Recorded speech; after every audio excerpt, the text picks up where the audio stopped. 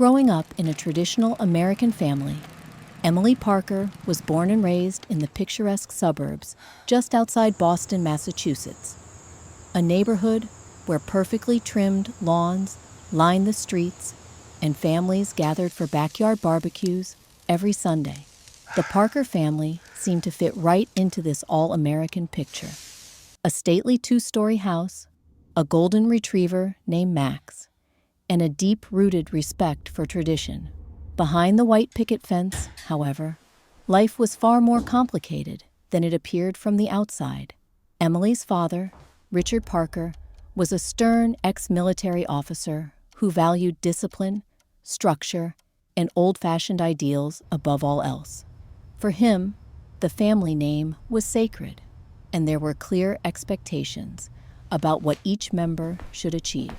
Her mother, Susan, was meticulous in keeping up appearances, active in the local church committee and PTA meetings, always making sure the Parker family was seen as a model for others to follow. From an early age, Emily understood that the rules were different for her and her older brother, Daniel. In the Parker household, success wasn't just admired, it was expected, especially from the only son. Daniel was groomed to one day take over the family legacy, whether that meant excelling in sports, heading up student government, or getting into a prestigious Ivy League college. Every trophy Daniel brought home went on display front and center, photographs of his achievements decorating the mantelpiece. Emily, meanwhile, found her own accomplishments acknowledged with quiet nods or polite claps, nothing more. Her awards for art or writing ended up tucked away in a kitchen drawer, her opinions often dismissed at the dinner table.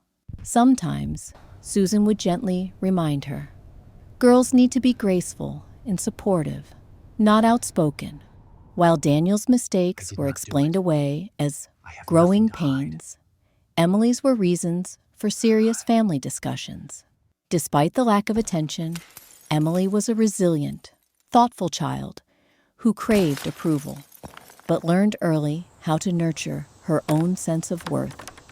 She found solace in hours spent sketching by her bedroom window or reading novels beneath the big oak tree outside. She built her world with color and imagination, even as her family's world revolved around tradition and image. As she entered her teenage years, these silent divides only grew, shaping Emily's view of herself and her place in the world. The stage was set for the struggles, heartbreak, and transformation that would define her journey for years to come. Early years of favoritism and unfairness.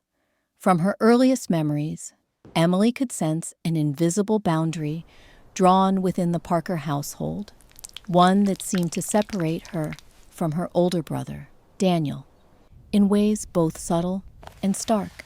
The difference in treatment wasn't always cruel, but it was undeniable. Where Daniel moved with an air of natural entitlement, Emily learned to tread carefully, as if the ground beneath her feet could shift with a single misstep.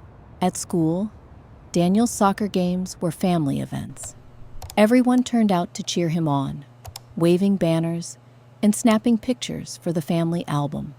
When Emily's art was featured in the local library, her mother smiled politely, but never quite found the time to attend. Report cards told the same story.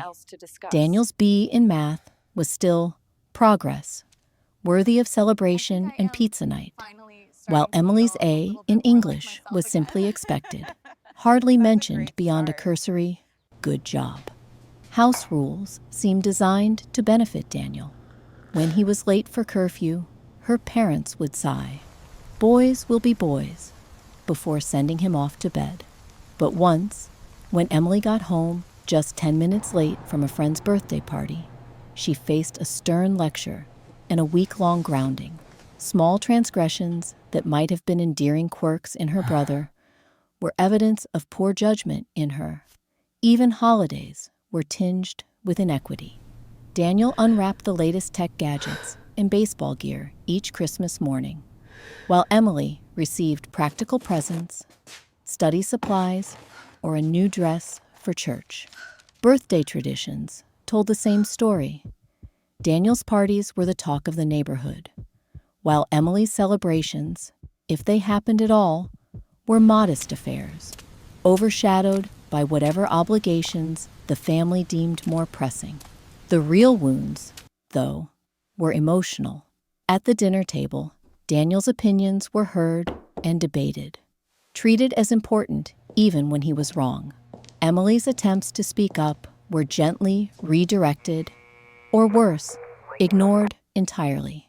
Advice given to her came loaded with caution: to be agreeable, to support rather than lead, to avoid making waves. As childhood gave way to adolescence, these patterns etched deep lines in Emily's self-image. She became hyper-aware of every double standard, every instance where her worth was measured against rules she never helped write. Though she tried time and again to win her parents' approval, with science fair trophies, volunteer work, or academic accolades, the response was always the same: brief, almost reluctant acknowledgement, as if pride in her would somehow diminish Daniel. In these formative years, unfairness was the air she breathed, never spoken of aloud, but present in every corner of her home. And while part of Emily longed to rebel, she mostly learned to endure, quietly promising herself that someday she'd be seen for who she truly was, not just for what was left after Daniel claimed the spotlight. The tragedy of being cast out.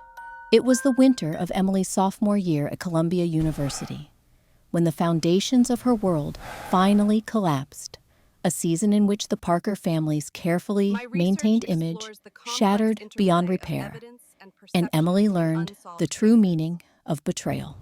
The trouble began with a phone call on a wind-bitten January evening. Emily was in her tiny New York dorm room, surrounded by textbooks and half-finished sketches, when her father's name flashed across her screen. Even before she answered, there was a sinking feeling in her stomach, a sixth sense honed by years of walking on eggshells. She braced herself as her father's clipped voice echoed down the line. There had been a theft. Hundreds of dollars from the envelope kept in Susan's kitchen drawer. Money meant for church fundraisers and family obligations. Richard's voice was icy. His questions were pointed, narrowing in on Emily with relentless suspicion, despite her physical distance from home. "I haven't been home since Christmas, Dad.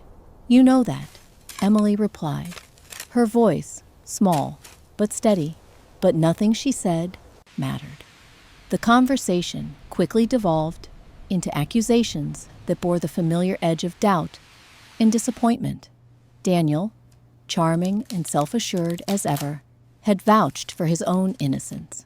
It was a word against hers, and Emily's words rarely carried weight in her family's court.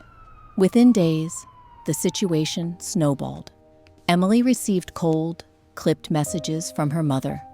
"If you need money that badly, you should have asked." The implication in each text was clear. Even as her protests turned frantic, even as she offered to show proof of her whereabouts, no one listened. For the Parkers, the court of opinion had already decided the verdict. When spring break approached, Emily made the difficult decision to return home, hoping that seeing her in person, reminding them she was still their daughter, might calm the storm. As she stepped through the foyer, the silence was suffocating. Her parents stood in the living room, stoic and unyielding. Daniel lounged on the stairwell, avoiding her eyes. The exchanges were brief, sharp, clinical. It became clear that for them, this was more a matter of family honor than the truth. She pleaded her case at the dinner table, voice trembling as she laid out her alibi, train tickets, texts, timestamps, all pointing to her innocence. She even showed them a photo she posted on social media the night of the alleged theft, surrounded by friends miles away from Boston. But her father only shook his head, his jaw clenched. "You've always been good at spinning a story," he said quietly, as her mother's eyes filled with tears. Not for Emily, but for the shame she believed her daughter had brought upon the family. The argument stretched deep into the night, voices rising and falling, every room of the house echoing with decades-old resentments. Sometimes Daniel interjected, offering feigned reasonableness, but only ever enough to further implicate Emily. It was as if the years of favoritism and silent grievances had finally come to a head, and no amount of logic or love could sway the outcome. In the end, Richard spoke with finality. "You've left us no choice. Pack your things and go. Maybe when you're ready to be honest with yourself, and, with us, you'll be welcome again." The next morning, Emily stood in her old bedroom, looking at the posters of constellations and sketches still taped to the wall. Her mother stood in the doorway, expression distant, voice subdued, handing her a mid-sized suitcase and a sealed envelope with a few $100s. "I hope you find your way, Emily," Susan whispered, "and I hope you learn from this." Emily wanted to scream she was innocent, but the words caught in her throat. She realized that, in her family's eyes, her guilt was already interwoven with her identity. Leaving her childhood home for what felt like the last time, Emily stepped into the chilly dawn, a surreal, out-of-body feeling, taking over as the taxi carried her away. She took one last look at the house, the white porch swing, where she'd read on summer afternoons, the window from which she watched the snow fall as a child. None of it felt like hers anymore. In that moment, Emily understood abandonment not as a sudden loss, but as the culmination of years spent unseen and unheard. The days that followed blurred together in a haze of grief and disbelief. Back in New York, Emily lay awake in her dorm, stunned by the swift cruelty of her parents' decision. There was no trial, no appeals process, just exile. She knew her family's reputation in their suburban community mattered more than her word. News traveled quickly, and soon even old family friends were leaving cold messages. "So sorry to hear about what happened. Hope you get the help you need." With no home to return to and no family support, Emily was forced to grow up all at once. The emotional pain bled into every aspect of her life. She stopped reaching out to her mother for advice, stopped sending her brother birthday wishes. Her grades faltered for a while, and drawing, the passion that once gave her solace, felt hollow, full of ghosts. To survive, Emily threw herself into work, picking up extra shifts as a waitress on the Upper West Side and tutoring students in art to cover rent.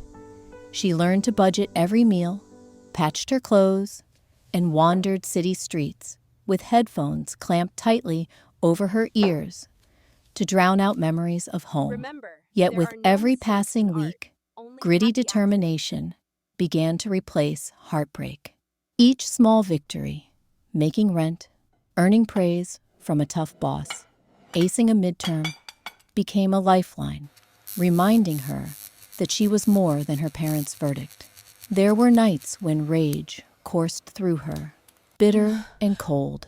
She replayed the night she was cast out, the look in her parents' eyes, not anger, but disappointment, resignation, as if she had chosen this path herself.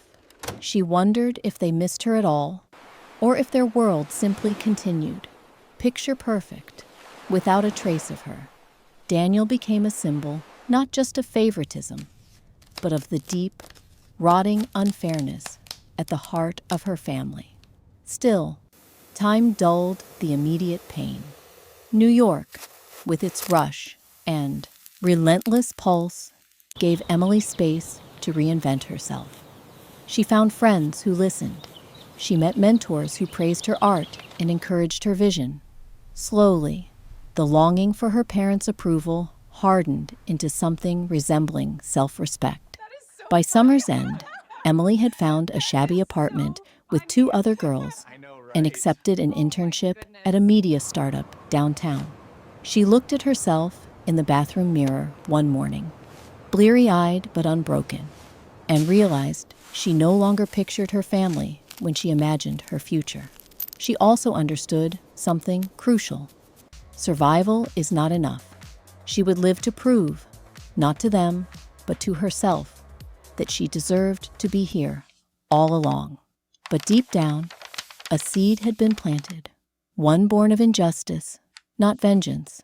Someday, she promised herself, the truth about that dreadful night, and all the nights that came before it, would come to light. And when that moment arrived, she would no longer be the girl cast out. She would be the woman whose absence could never be ignored. The harsh years of independence. For Emily, life after being cast out wasn't a dramatic descent, so much as a slow, grinding climb. She was no stranger to disappointment, but the finality of her parents' rejection left her reeling in ways for which nothing could have prepared her.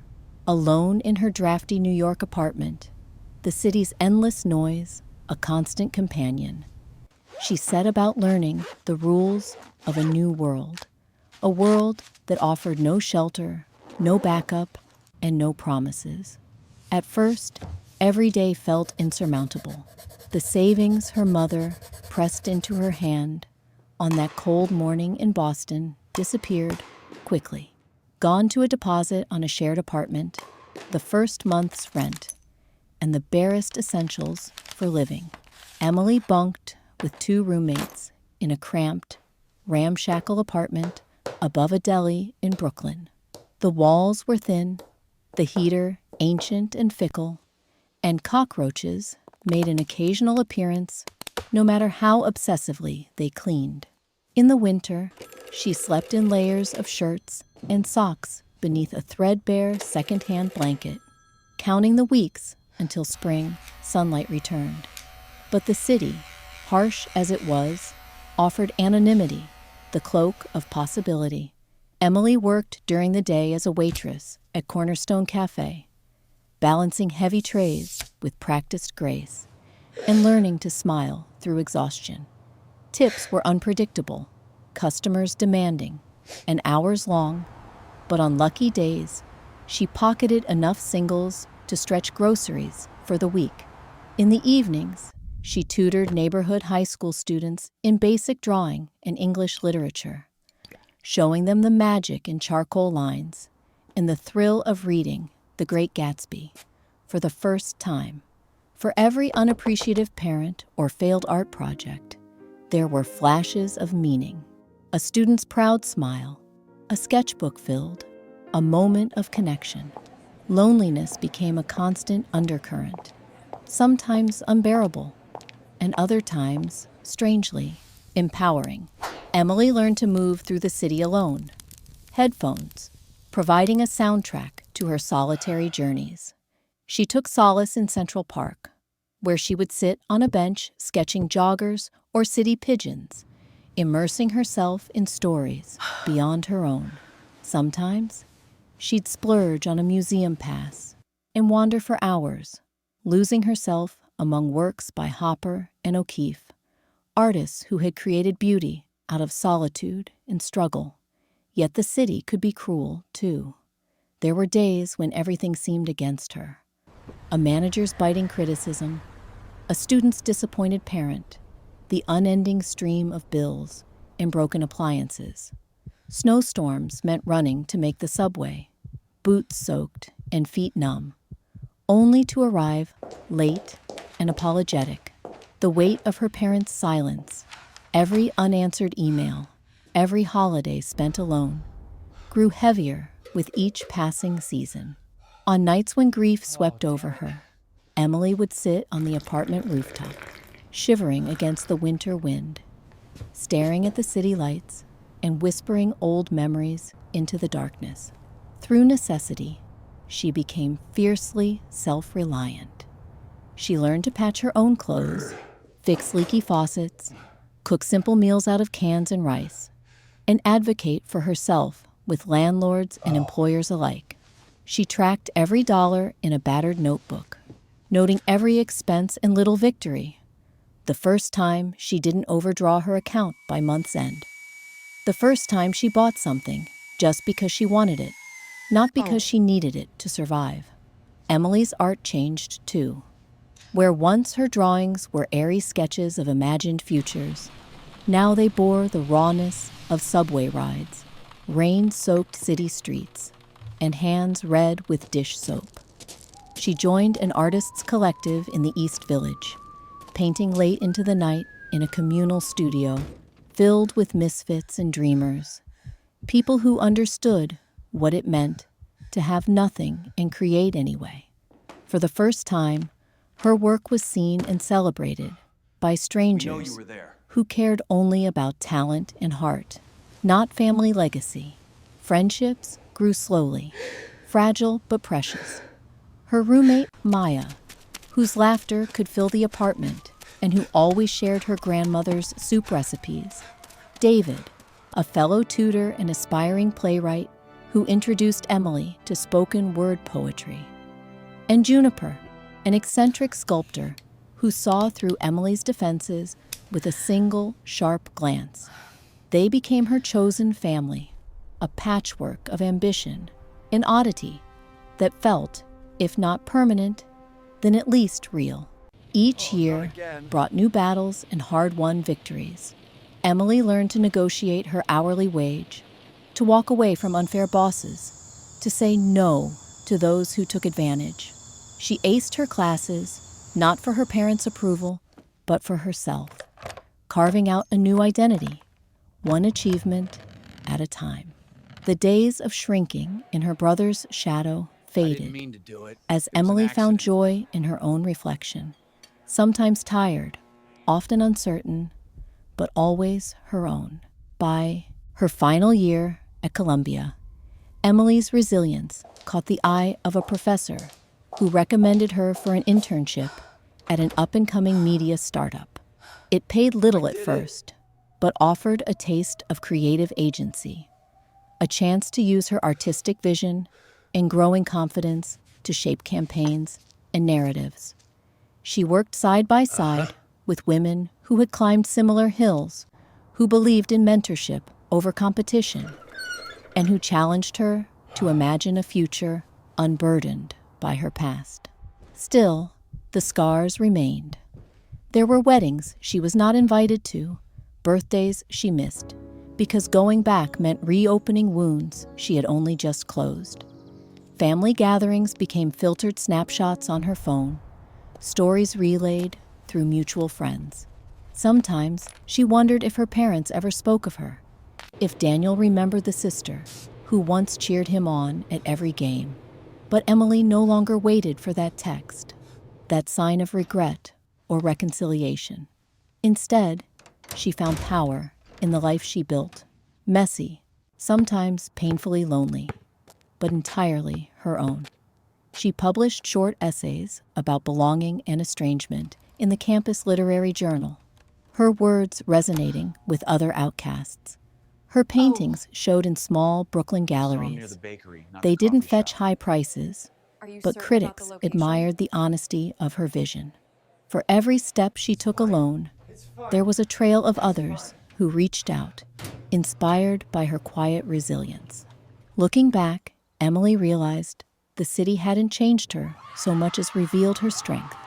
The girl who once folded in on herself, desperate for approval, was gone. In her place stood a woman who measured her worth not by trophies or parental pride, but by the scars she carried and the hope she never lost. On the anniversary of her casting out, Emily treated herself to a walk along the Brooklyn Bridge at sunset.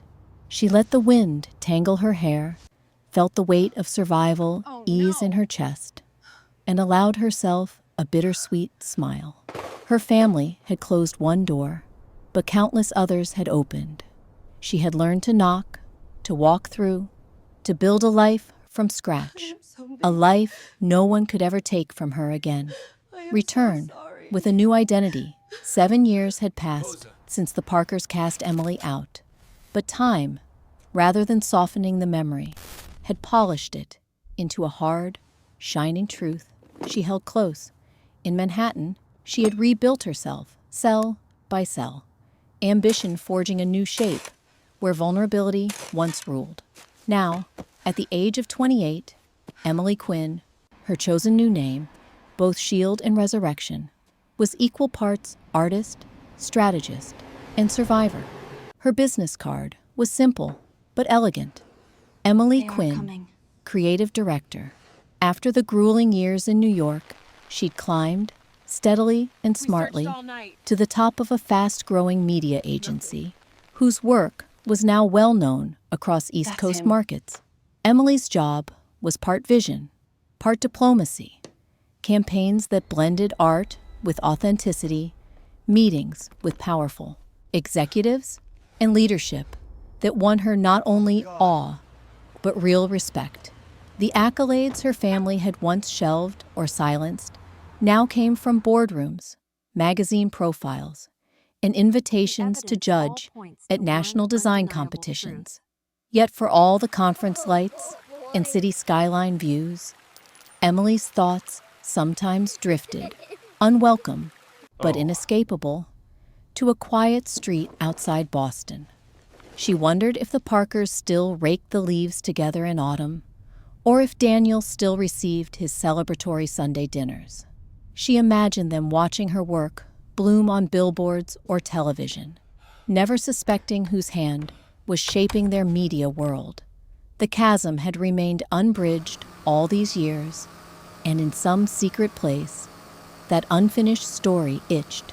And so, when the opportunity came to lead her agency's expansion into the Boston market, a strategic partnership with the region's most influential fundraiser, none other than the Parkers' own church, Emily seized it.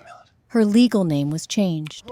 Her face, matured and more sophisticated, was framed with new confidence and designer glasses.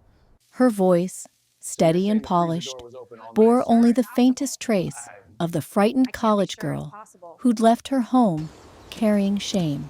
No one in the Boston office recognized her past. Returning to Boston was a study in controlled recklessness. Nothing about her new life screamed Emily Parker, not her signature, not her refined wardrobe, not even the subtle tattoo she'd gotten on her left wrist the day she'd signed her first major client. She checked into a riverside suite downtown and walked the city in the evenings, reacquainting herself with its rhythm, reacquainting herself with the memories she'd left behind. When the first fundraiser meeting convened, Emily's breath caught. Her mother still presided over the church's board, her hair silver now, but her poise unchanged. The familiarity was slicing, but Emily's practiced smile stayed fixed as she introduced herself and her team. No flicker of recognition passed across Susan's face. Instead, a polite handshake and a compliment about Emily's refreshing vision for community outreach. She felt simultaneously powerful and invisible. She was in the room, but only as her new self. Little by little, Emily became a presence in her family's orbit, always professional, always a little detached. At meetings, she gently guided the board's creative decisions, earning the trust of committee members who invited her to afternoon teas and charity galas. She took detailed notes at public events, soaking in names and faces from childhood, now blurred by time. Daniel, now married with a toddler and a career in real estate, attended one gathering as a guest speaker. He was heavier, more self-important, but his smile was as charming as ever. When she shook his hand, his eyes flickered curiously over her features, but then moved on. Just another corporate sponsor, he must have thought. Through it all, Emily was careful, thoughtful in her questions. generous with praise, but never giving enough away to arouse suspicion. She met her father, Richard, now retired, and even more severe, at a community dinner. Their conversation was cordial, limited to logistics. The past sealed behind pleasantries. Emily sometimes wondered what would happen if she dropped the professional mask, if some old habit or phrase might accidentally surface. But she'd spent years sculpting herself for this very purpose. Her new self fit as easily as tailored cloth. As weeks became months, the Parker family came to know Emily Quinn as a problem solver, a creative force whose drive and taste elevated every project she touched. Susan asked for her advice on gala invitations. Daniel sought her input on a rebranding effort for his real estate firm. Even Richard, skeptical as ever, grudgingly came to rely on her for clear-headed counsel during a minor public relations crisis. All the while, Emily gathered subtle clues, stories they told about family triumphs, careful omissions about the daughter in New York, wistful looks exchanged when a particular song played or a name surfaced. Yet behind every compliment and handshake, the old wounds throbbed. Recognition almost came once, when Susan studied Emily's eyes, too long in the garden after a Sunday service, distracted by some half-memory. Another time, Daniel asked about her college years, and Emily had to invent a story quickly to keep her history intact. In bed at night in her rented brownstone, Emily would sometimes stare at the ceiling, breathless from the tension of hiding in plain sight. But she pressed on. She had a purpose, one that was about justice, not revenge.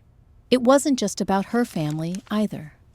Emily used her position to mentor young women at the church and local community centers, helping them find scholarships and build portfolios, encouraging their bold voices and stubborn dreams. In each conversation, she saw a little of her younger self, afraid, overlooked, waiting for someone to say, "I see you." She celebrated their victories the way she'd always wished someone might have for her. Her personal life flourished in unexpected ways. She rekindled friendships from high school, this time on her own terms, and learned that some had also struggled with the pressures of Massachusetts suburbia in silence. She found love, tentatively, with a fellow creative, a journalist who never questioned her evasiveness about family, but simply held her when memories rushed in. All along, Emily kept meticulous notes for herself. Emails, phone logs, copies of contracts, even offhand remarks from family members, piecing together the timeline of her own exile. She wasn't gathering evidence for the sake of spectacle. She needed the full picture for herself, to someday understand and explain, not only to them, but to herself, how a family could cast out a child and never look back. By her second year, back in Boston, Emily Quinn had cemented her reputation. Festive dinners, press interviews, and features in Bostonian Leaders Under 30. She had become both indispensable and inscrutable, a living contradiction. And slowly, as old Parker family secrets were whispered on the calls she joined, or glimmered in the stories mothers told daughters at galas, Emily felt the moment of reckoning drawing closer. She was nearly ready, and this time, she would step into the reckoning as herself, unsilenced, unashamed, and nobody's hidden shame. The truth is revealed. The unveiling of the past wasn't quick, nor was it born from vengeance. For years, Emily, now Emily Quinn to the world, had lived with the sharp ache of injustice. But as her role in Boston grew, so did the threads connecting her present to the tangled roots of her past. She hadn't returned to destroy what remained of her family. Rather, she wanted the truth to be known, to set herself free from a history rewritten by others. It began quietly, almost imperceptibly. As Emily took on more projects linked to her family's old circles, church fundraisers, local arts initiatives, civic boards, opportunities to observe the Parkers in public and private emerged. She paid close attention. Daniel's stories about growing up, Susan's careful deflection when asked about her children, Richard's unyielding pride. Emily kept silent but persistent notes, little inconsistencies, brief confessions, and the community's unspoken knowledge that not all was as perfect as it appeared. She never rushed. Instead, Emily built a network of trust in her parents' world.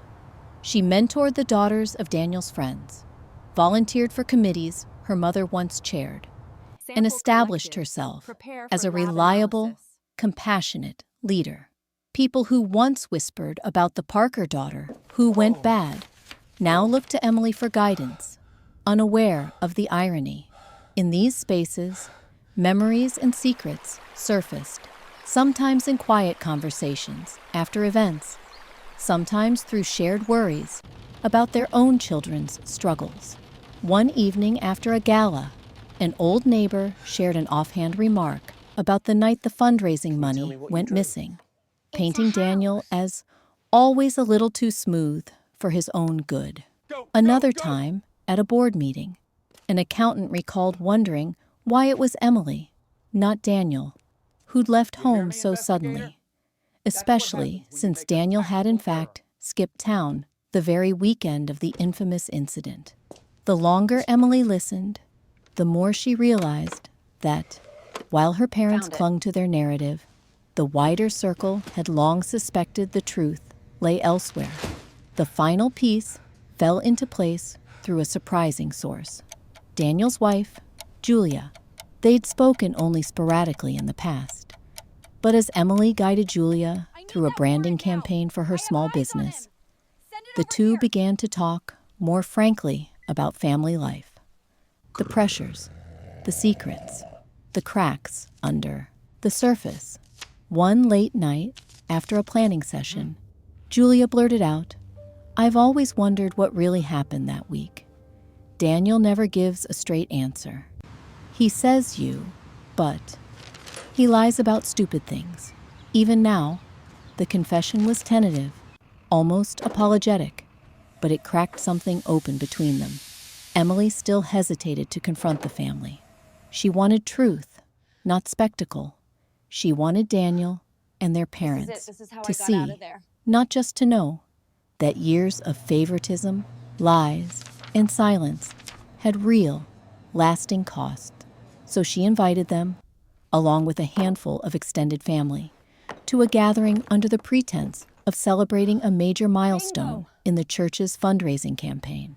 It would be the first time the Parker family had assembled in many years with Emily present as Emily Quinn, not the black sheep, but the guest of honor.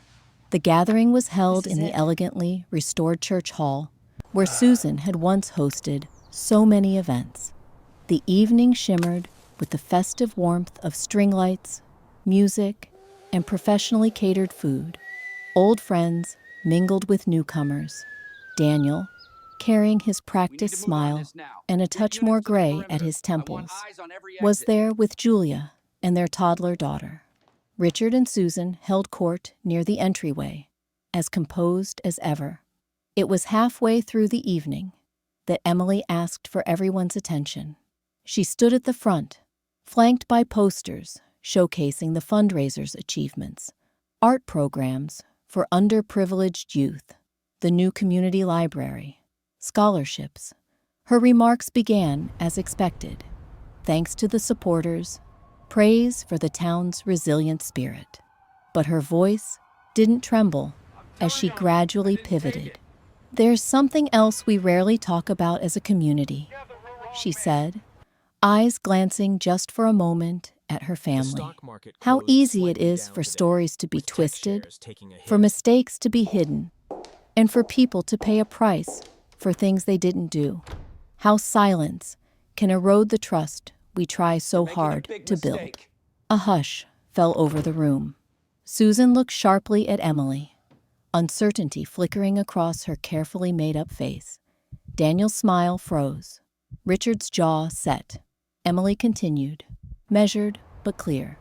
7 years ago, a family here lost more than just some money. They lost trust, connection, each other. Blame fell easily, but the facts, if someone had cared to listen, told a different story. I know, because I was the one accused. I was miles away. There were witnesses, receipts, timestamps, even photos. But that didn't matter, because sometimes in a family, the truth is less important than the story you want to believe. She paused, letting her words settle. In that stillness, the years she'd spent trying to prove her worth, to be seen, pressed in and gave her strength. The truth is, the real thief was protected, not for justice, but for pride. And the one who paid wasn't the one who sinned, but the one who would not be silent. All eyes darted between Daniel and Emily. Whispers began, a current of realization. Daniel's hand slipped off Julia's shoulder. Susan looked as if she might faint. Richard, red-faced, started to protest, but Emily raised a hand. I am not saying this for revenge. I do not need an apology or an excuse, she said, her composure unwavering. But a family can only begin to heal if it accepts the truth. For years, I believed I was worth less because I didn't fit the story. But I'm done hiding. I built a life on honesty. We all deserve that chance. The silence was suffocating. Then, unexpectedly, Julia spoke. Daniel, she's right. I went through your things years ago. I found the money, some of it anyway, and you begged me never to tell. I stayed, but I never understood why you let her take the fall. Julia's words trembled, but her courage filled the room. Daniel couldn't meet anyone's gaze. For the first time, his effortless charm failed. I didn't know how to tell the truth, he managed, voice hollow. It was easier to just keep going. Susan tried to speak, a tear running down her cheek, but the words wouldn't come. Richard stared at Emily, his expression folding from anger to disbelief, then regret. For all their years of control, of managing appearances, the Parkers were unmasked by the plain force of truth. Emily stood quietly. She offered no anger, no gloating, only a weary compassion. Around the hall, reactions trickled in. A few people looked away, embarrassed by their complicity in the rumors. Others stepped forward. One offered a hug. Another whispered apologies. Emily even caught a brief spark of understanding in Susan's eyes, as if the mother she'd needed was flickering back to life. That night, Emily left the gathering feeling lighter, her lungs able to draw in a new kind of air. She hadn't gotten her childhood back. Reconciliation, if it was possible, would take years, if it came at all. But she had spoken her truth, no longer bending to shame or to the narrative forced upon her. For the first time since that long-ago winter, Emily was truly free. Not from her past, but from the silence that had once bound her to it. The value of self-respect and personal justice. In the weeks following the revelation, the Parker household fell silent, not with anger, but with the heavy, uncertain hush that accompanies a shaking of old foundations. For the first time, there was no script to follow, no grand family narrative to recite for neighbors or the Sunday pews. Emily felt that silence resonate far beyond her parents' home, carried like a ripple through family friends in the tangled circles of Boston society, all of whom had, in one way or another, participated in her erasure. But beneath the surface, what had truly changed was Emily's relationship with herself. Years earlier, Emily would have craved vindication, the apology, the adulation, perhaps even the restoration of what she'd lost. But as the days passed after the fundraiser, she realized the justice she'd found was of a quieter, more personal kind. It wasn't about humiliating Daniel or forcing regret from Richard and Susan. It was about untangling herself from old lies, standing in her own light, and reclaiming her sense of self-worth. Reclaiming agency, the justice of telling one's own story. For so long, Emily's identity had been an echo, defined, revised, and rewritten by others. At home, her parents had measured her against Daniel's glory and their own brittle ideals. She'd been spoken over, dismissed, and ultimately sacrificed to protect the family name. Cast out, she'd struggled through loneliness, cold apartments, and stinging self-doubt, rebuilding her life without the scaffolding of familial approval. Every one of those experiences, she now saw, had forged a kind of inner armor, resilience not born of invulnerability, but of enduring pain, and learning to move through it. By speaking her truth publicly, not as a weapon, but as an assertion, Emily finally laid claim to her story. She began to understand that personal justice sometimes means simply demanding to be seen, heard, and acknowledged for who you are, not for who others insist you must be. The courage to stop hiding, to say, I deserve a place here, not because I am perfect or blameless, but because I am honest, was an act of self-respect, more profound than any apology could offer. Letting go of retribution, choosing dignity. It would have been easy for Emily to let bitterness dictate her next steps. After all, the cost of her exile had been immense. Years of struggle, heartbreak, missed milestones, and a family love that might never mend. But as she walked the Charles River in the evenings, letting the city's autumn light bounce on the water, she found herself embracing something gentler. True dignity, she realized, wasn't the power to inflict shame on those who'd wronged her. Rather, it was the power to let go, to refuse to let their failings define her future. When old family friends reached out, some apologetic, others awkward, Emily met them with calm grace. She understood that courage could look like forgiveness, but not the kind that excused the past. Instead, the kind that let her move forward, unshackled by the desire for retribution. In her new life, she declined invitations to old events tinged with nostalgia and politely redirected conversations that dredged up the old Emily. Her dignity rested in her ability to choose what stories she invited into her world, becoming a source of inspiration and change.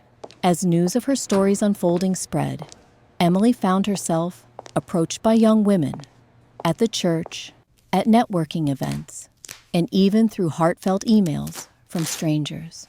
Some were struggling with controlling families, others with toxic workplaces or stifling expectations. Again and again, they asked her what it felt like to speak up when everyone expected silence. Did it scare her? How did she know it was time? Was it worth the cost? Emily responded honestly. Yes, it was terrifying. And yes, there might always be losses that could never be restored. But she also assured them that living as your true self, even when it means stepping outside the bounds of what's comfortable or expected, is the only way to claim a life you can truly call your own.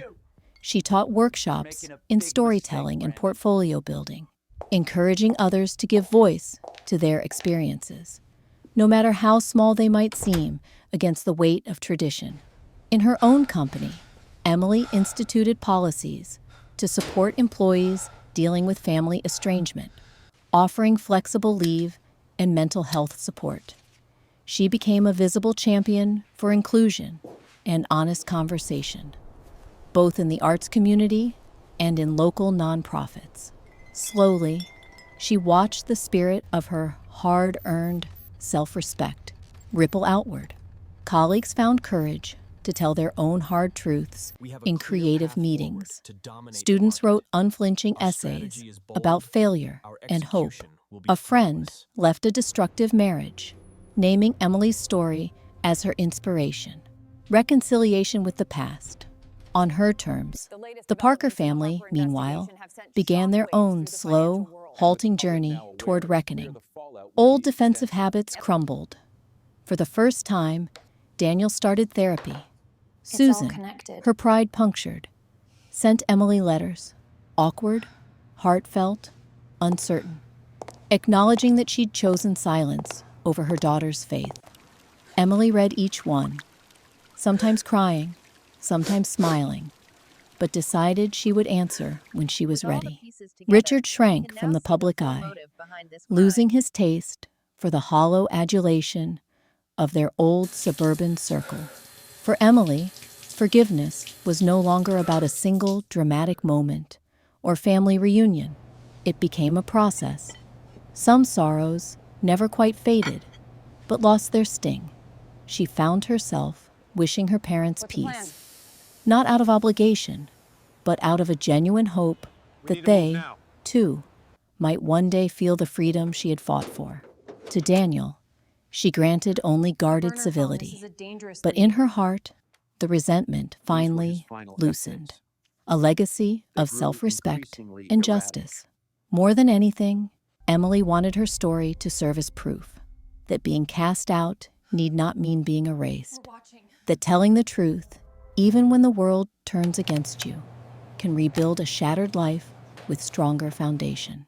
She believed that self-respect, earned at terrible cost, was the only true inheritance worth passing on, not just to the next generation, but to everyone who finds themselves on the margins of their own families.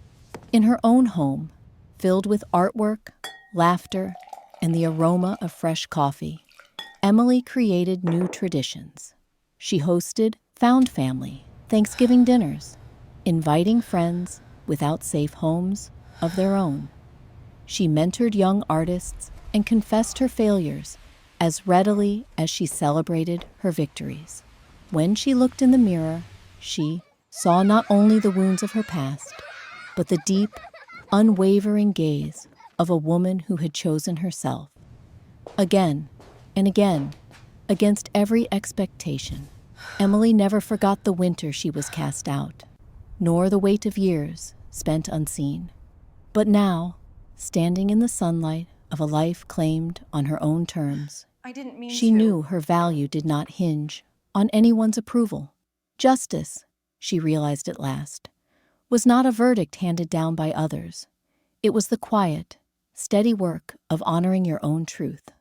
And there, in the wide-open world, Emily was finally home.